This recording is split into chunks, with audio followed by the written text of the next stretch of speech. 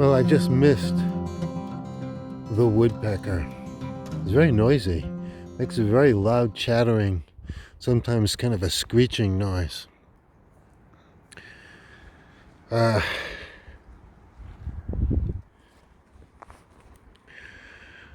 I see two things here, a rock and a shovel.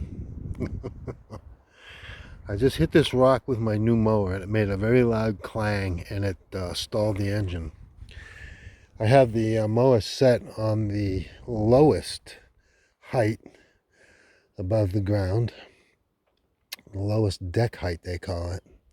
And I had my old mower set on the lowest, and I never hit this rock with the old mower, so obviously there's a difference in height there. But I haven't looked at the blade on the mower yet. I hope it didn't take a chunk out of it, because that would mean that it would be off balance. And if so, I could probably fix that. I could just grind some down off the other side until it balances out. But that's my task. So there's one. And then there's another little one, a smaller one, right there. I hit that one too. I've ordered some bulbs. I've ordered some lilies, daylilies, and a 3-pack of this one called Pink, Delicious Pink, or Pink Sugar, or something like that. And then I got some mixed bulbs, lilies, various lilies, and I'm going to plant them all along out front here, alongside the road. So those will be coming this coming week. It's Sunday today. It's Sunday the 17th. Tomorrow is the 18th, which Governor Baker of Massachusetts said they had to close the recreational marijuana stores until they left the medical open, and they left the liquor stores open. So what was the point? What was the purpose of shutting down recreational marijuana when liquor stores were still open? And they've lost a ton of revenue by doing that too. So hopefully tomorrow that ban will be lifted, and if so, we're gonna have to make a run back to Massachusetts. We're not medical residents in Maine yet.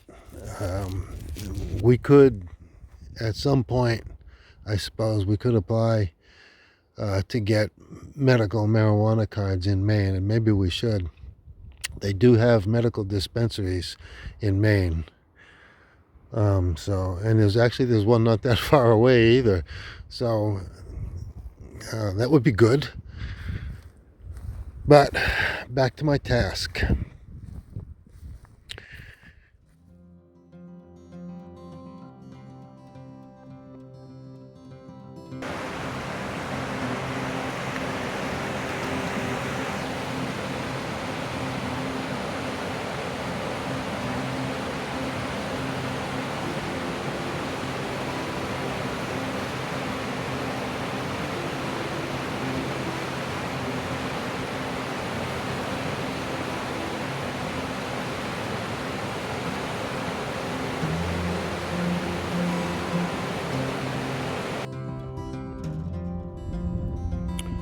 Well, watch this.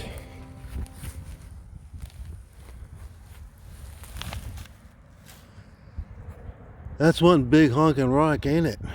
That's gonna leave one big honking hole that I'm gonna have to fill in. I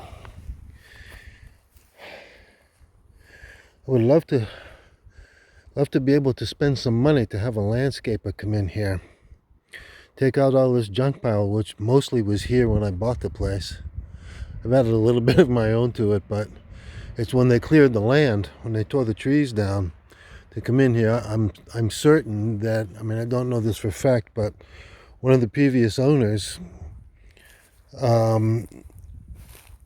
had bought up a lot of properties in this area, right in this very neighborhood here, and defaulted on their taxes. And it was some company, probably some holding company in New York City, can't remember the name, Coral Marine Trading or something like that. There's almost no trace of them online because this was back in like the 1970s or something. But it seems to me what they did was they bought the land cheap, came in and harvested some trees for timber, made some money, and then defaulted on the taxes. And the state took the property and sold it at auction to the owner previous to me, the man I bought it from.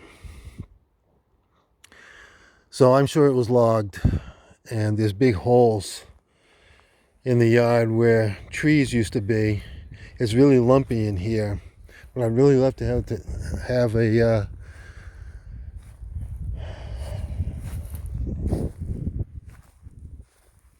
landscaper do is come in and just fill in all these holes, just kind of rake it up real good and smooth it off.